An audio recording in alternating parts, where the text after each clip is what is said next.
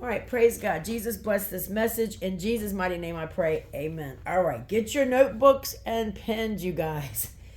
Today we're going to talk about when these appointed feasts are, and tomorrow we're going to go through what they are. Okay, but let's talk about the when, because we have, as you know, this coming up weekend is what's Easter, right?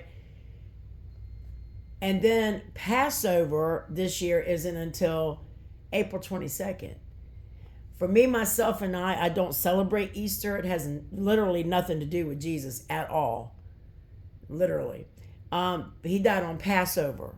Okay, so the Palm Sunday, everything is off, But what makes it so off right now this year is the moon. Okay, and there's a lot going on with the moon, as you know, right now, but it's kind of made thrown everything off. So we have all month long, the rest of this month and April, to talk about and understand these feast days. And then in the barn, the week of his 8-day celebration of Passover, unleavened bread, first fruits, we'll be celebrating a few days in the barn with that, okay? And you'll be doing communion, and we'll be doing a Seder and all that stuff in the barn together. And the barn is our Google Meet room. It's online. Okay, but let's just go back and understand. We know that Jesus died at the 9th hour. Okay, the 9th hour. They did watches and hours back then. But let's talk about this time. Okay, look to the left right over here on the board. Let me turn this a little bit more. Okay, start out with Leviticus 23:4. These are the feasts of the Lord, even holy convocations, which you shall proclaim in their seasons. Now, if you're like, what is a convocation and stuff like that? Don't worry, because one of the days this week, you got to pay attention. I'm going to give you a whole list of words that you can write down what they mean, okay? That is all throughout these feasts. Convocations will be one of them, so just hold on. We're going to get there. Today, we're going to talk about the times. Tomorrow, we're going to talk about the feast. Then I'll give you the days and what they mean and all that stuff. The words of what they mean. Okay, so the biblical calendar, that's an essential tool in meeting the appointed dates of the Lord's festivals, because these are festivals, okay? For those who've never celebrated any of these feasts of the Lord before, taking communion on these appointed days is a good way to start, and that's what we will be doing, as well as I said, on some of them, like this particular one, we'll be doing a Seder. But for the rest of them, you do communion if you don't know what else to do, as we're learning here. Okay, Isaiah 28:10. For precept must be upon precept, precept upon precept, line upon line, line upon line. Here a little, there a little. It means if you can't get it all at one time, take a little bit and do the little that you know.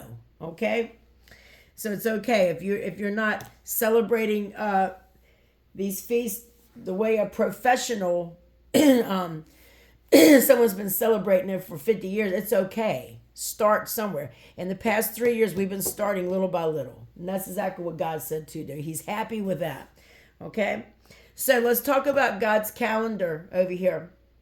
On my thing right here. Okay. The biblical calendar is different from the Gregorian and the Hebrew calendars. Okay? It starts in spring on Nisan 1 in the Passover month. The Gregorian calendar starts its year in winter on January 1st, whereas Israeli civil New Year starts in the fall season on Tishri 1, which is the 7th month on the biblical calendar. And I will show you that over here. You're going to copy that down, but not yet. I'll put it right here. Excuse me. There you go. Okay, so which is around September, October. But anyway, to explain God's calendar, let's first think how real time. I should have put real time. In different parts of the world varies, okay? And here's an example right here. Let's look at real time. California, right here. California, when it's 6 p.m. on the 29th of March. In Japan, it's 10 a.m. on the 30th of it. When it is 6 p.m. on March 29th, in Japan, it's 10 a.m. and it's the 30th. That's real time. Just like when I talk to Igor here in Virginia, it'd be, 5 o'clock. Over there, it'd be like It'd be like 5 in the afternoon for me. For him, it'll be like, I don't know, 4 o'clock in the morning. Different day even, but it's real time. Same time for both of us. You understand what I'm saying? So, if California over here is experiencing the day hours, Japan and a lot of other countries in the Southeast Asia, they're in the night, is what I'm trying to tell you. So we need to synchronize our time with their time. Like when I call Igor, I need to synchronize my time with his so I don't wake him up in the middle of the night, or I don't call him while he's trying to work, or and vice versa. Okay, we need to synchronize our phone calls or with anybody else in those different parts of the world. So in the same manner, biblical time is real time. If we plot our calendars in line with biblical calendar, then we can plan our celebrations for his appointed feast days, okay? So I will tell you, you can look online to print out a Hebrew calendar, and I will tell you, I'll put that on the website, okay? I have Chanel put it on JesusDoers.com. But they're available, Jewish calendars, all over the place. And in many bookstores and stuff like that. They're everywhere. So, I made real time down here. This is the Hebrew calendar and Gregorian. Nisan 14, year 5770. Versus the Gregorian calendar, which the same day is March 29, 2010. So yes, in Hebrew, right now, we're just going to 5776, actually.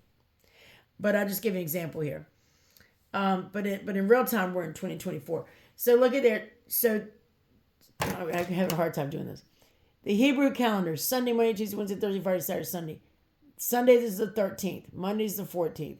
But in the Gregorian, on the same day, Sunday is the 28th. Monday is the 29th. You understand? So this is how real time works. We're really on a Hebrew calendar. God's calendar is the real time. Okay, let's break it down so you understand it like this. Let's talk about when time began. When did time actually begin?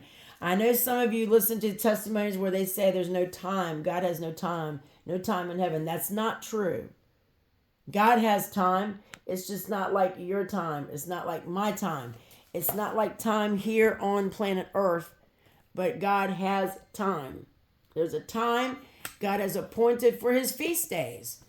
There's a time God has appointed to send Jesus Christ to get his bride. There's a time set aside for the saints in heaven to get their glorified bodies. Oh, there's a time to throw Satan's butt into hell for 1,000 years. There's a time for him to get out. There's time. It's just not like the time we have here. Excuse me. So let's talk about time. It began, when did time begin? It began when God said, okay? He said, let there be lights in Genesis 1:14 through 19. Let there be lights in the expanse of the heavens to separate the day from night. And let them be for signs and for seasons and for days and for years. Why signs and seasons? What's the difference there? Simply put, seasons, signs is to let you know where we're at. Seasons is God's feast days. Okay?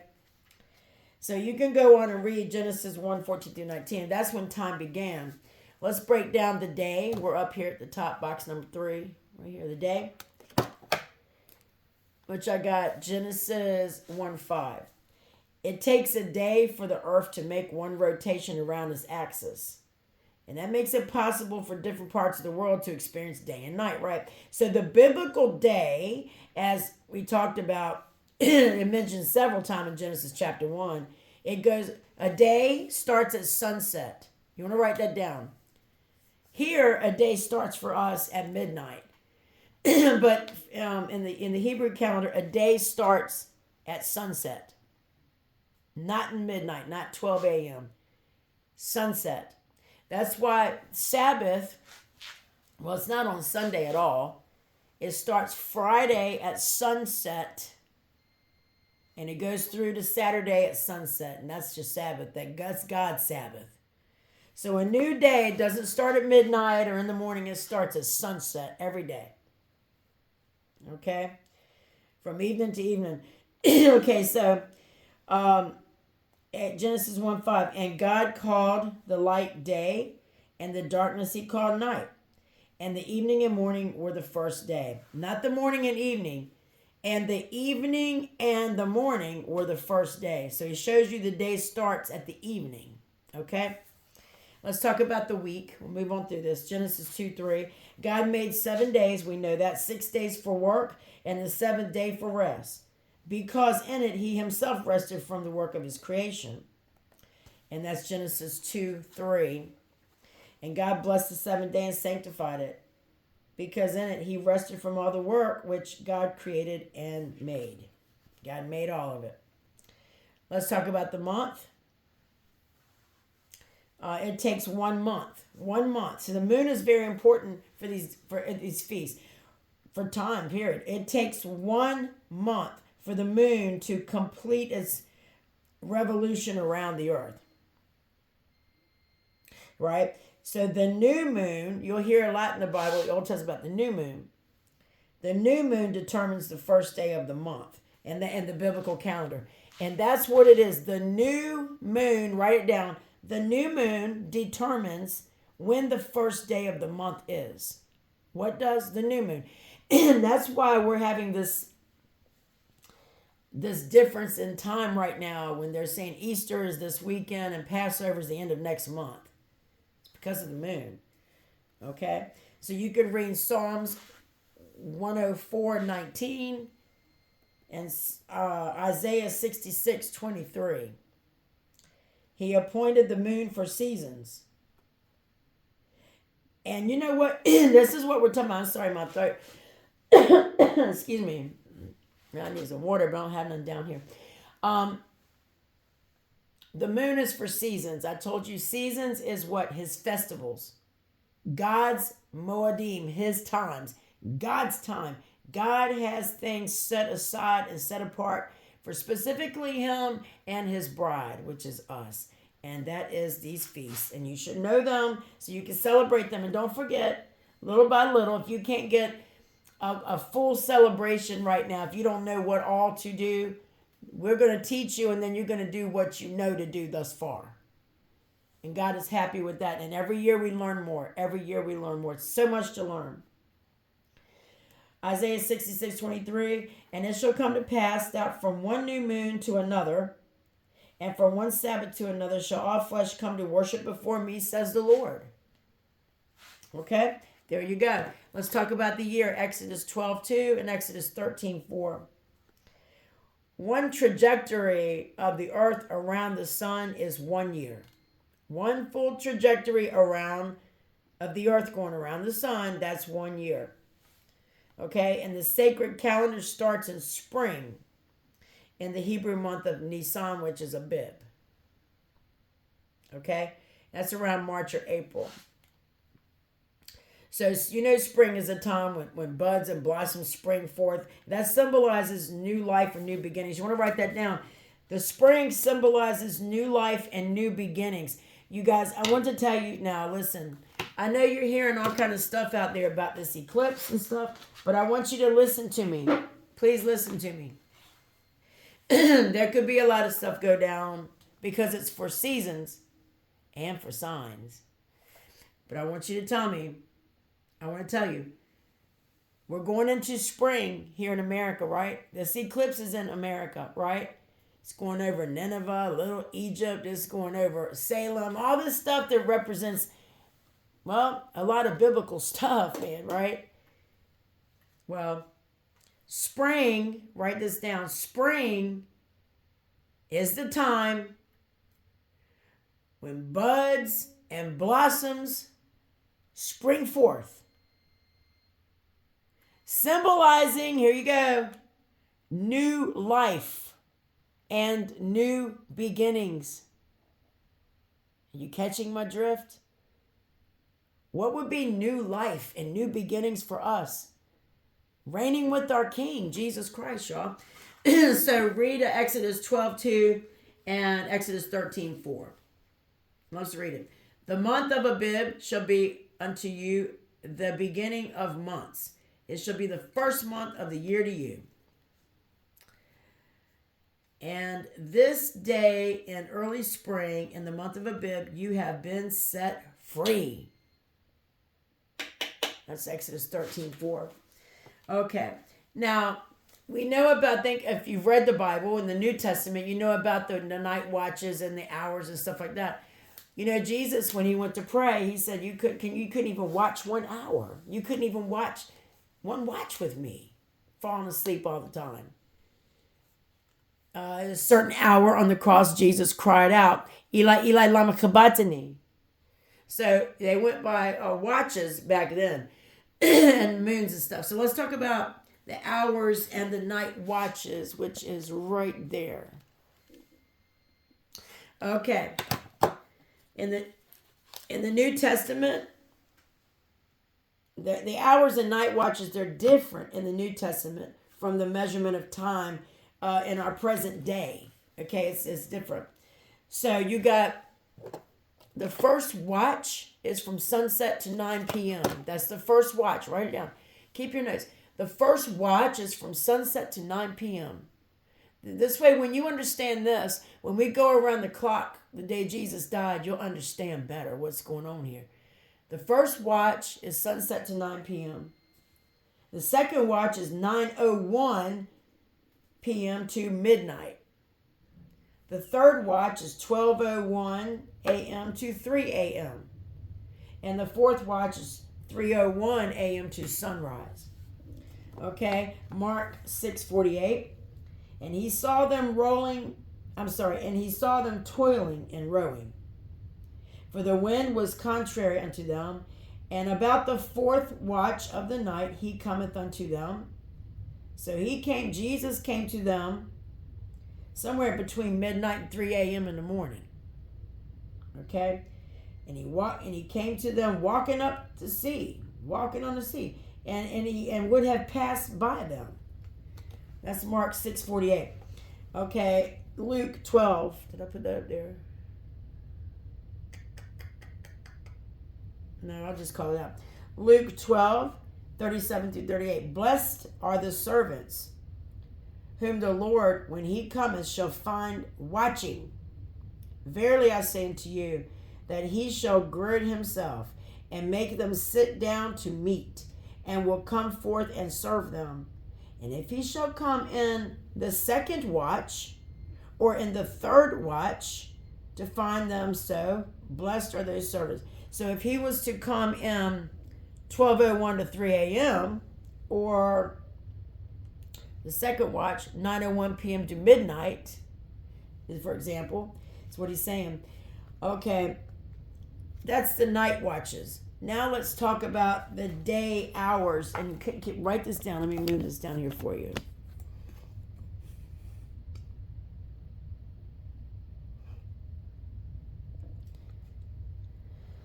Okay, the day hours right there. Okay, the first hour is sunrise to 9 a.m.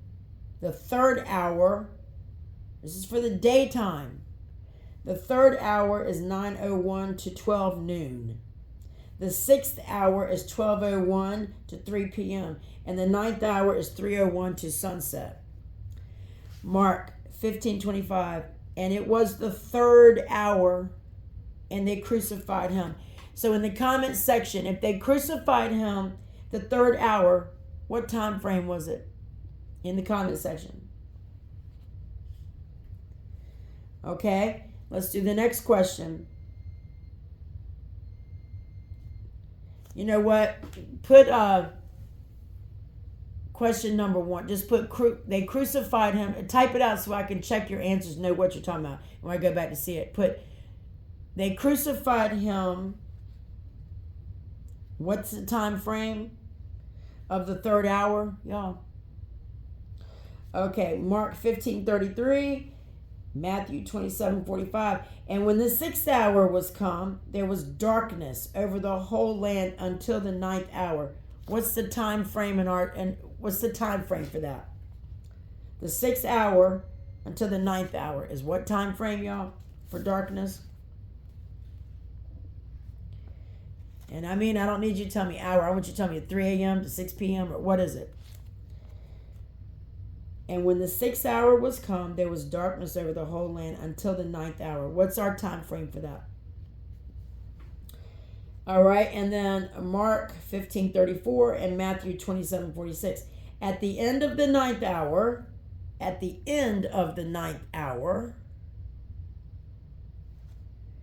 Jesus cries with a loud voice saying, Eli, Eli, lama sabachthani, which is being interpreted, my God, why have you forsaken me?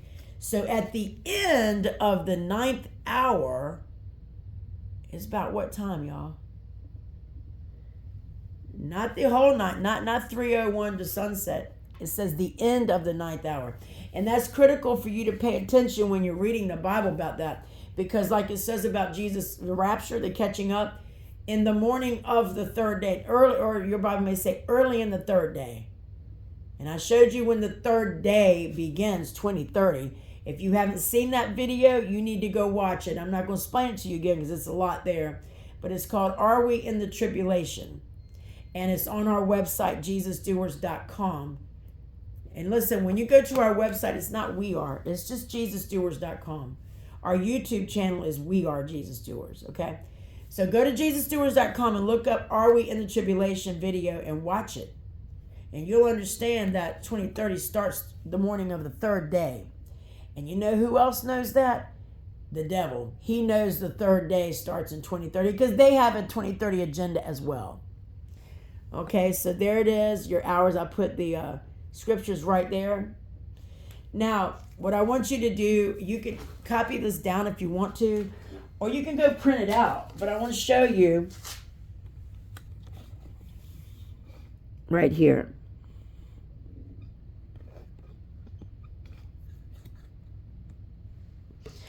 Okay, right here. The months in the biblical Hebrew calendar. Okay. And again, Psalms 104:19, he appointed the moon for seasons. The seasons is God's feasts, his time with us and God. Okay. The biblical Hebrew calendar is a lunar calendar. It means by the month, goes by the moon. The new moon marks the 1st day of the month. Write that down. Put the new moon, because you'll see underneath every single one of these months, under April, I put a new moon. Under May, I put a new moon. NM means new moon. Under July, I put a new moon. Under August, new moon. Under September, new moon. And right by the new moon, okay, let's look at it. Let me come over here where you see this. You got March. There's a new moon. That makes it Nisan or Abib. You got April. There's a new moon. It makes it the Hebrew month Iyar. May, the new moon, Sivan. June, the new moon makes it Tammuz. July, the new moon makes it Av. August, the new moon makes it Elul. September, the new moon makes it Tishri. October, the new moon makes it Sheshvan. November, the new moon makes it Kislev. December, the new moon Tevet. January, the new moon Shvat. And February, the new moon Adar 1. And right now, we're in a leap year, okay? And this is Adar 2. And this is March. And we will talk about that a little bit here, but what I want you to do, we're going to break those down tomorrow. That's what I'm trying to tell you. What I want you to do is, you can copy that down there. But I would prefer you print one out if you can and have it on you printable. Okay, you can print that out. It's the months in the biblical Hebrew calendar. If you want to find one online, type in the months in the biblical Hebrew calendar. Print it out. Okay, and tomorrow what we're going to do on here is we're going to break those down. Okay, we're going to break down every month and what it means in the biblical calendar. So that's it for today, y'all. But keep your notes, because understand the watches. Because as we go, the other watches and the hours and stuff, as we go through Jesus dying on the cross, you'll see it. You'll understand a lot more of what's going on and when he died. And you will understand too that Jesus didn't die when everybody tells you he did. He did not die on Friday, what they call Good Friday. There's no way. Either he's a liar or somebody lying. And when you understand God's appointed times, his moons, his new moons, his time, you'll see that they got a lot of stuff wrong. Why? Jesus told me, my own people, they don't know my word. Some people do it on purpose, like change the Sabbath to confuse you.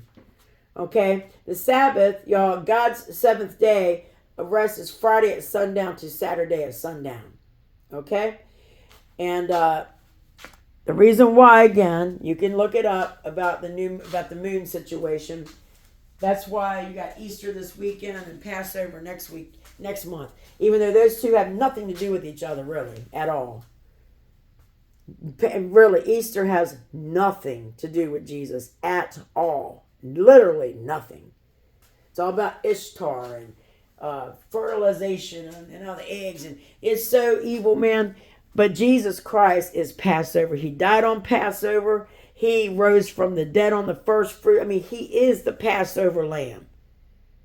So me and my household, we do celebrate Passover. Okay?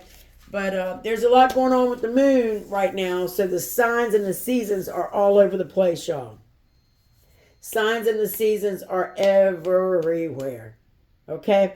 So there's a lot going to go down with this eclipse, you guys. Remember, it's a new beginning, a new start for who? What kind of new start? For all of us. It's a new beginning. So something new is about to begin. That's what God is telling you with this eclipse that's coming up. Something new is about to start. Okay? So are you ready for whatever it is? Okay? Keep your notes and we will go over and break that calendar down tomorrow. So pay attention. We got a lot to talk about from now till April 22nd. All right. God bless you. Thank those of you for what you've done for our ministry. Anything you need for that's in the description below. Or you can go to JesusDoers.com. Okay. Thank you all for helping us with Africa. I send out the 15th of every month. Thank you all for helping with that. And don't forget this Friday night in the barn, Greg is coming back. Remember, we have that contractor in the government talking about them underground tunnels and what he saw in there, the monsters of the deep. Okay, so he comes back in the barn this Friday night. You want to tell your friend, he's like another Phil Schneider. If you know who that is, look him up if you don't. Okay, Phil Schneider was taken on out of here, planet Earth altogether, for what he was trying to tell us. But they moved him on, off Earth. That's what he did. Try to be careful what I say here. But either way, Greg, he came in Friday night. We had a great outturn for him. Thank those of you that sent a little gift for me to send to him. I sent all that off last night. Thank you guys that put towards that. And he's coming back in Friday. This Friday night in the barn to give you a double dose. We're going down deep now. First we had to go through how it all happened, how he became a contractor, how that went down. Now we're going down into the tunnels this Friday. In the barn. What's the barn? That's our Google Meet room. You got to go to JesusDoers.com. Scroll down till you see the red barn and click the link. There it is. Simple as that. Thank you guys for helping us to our ministry. We love you. We care about you. Make Jesus Christ Lord of your life. We'll see you at 2 o'clock today for some Bible study. And then tonight at 9 for Revelation Trivia. God bless you guys.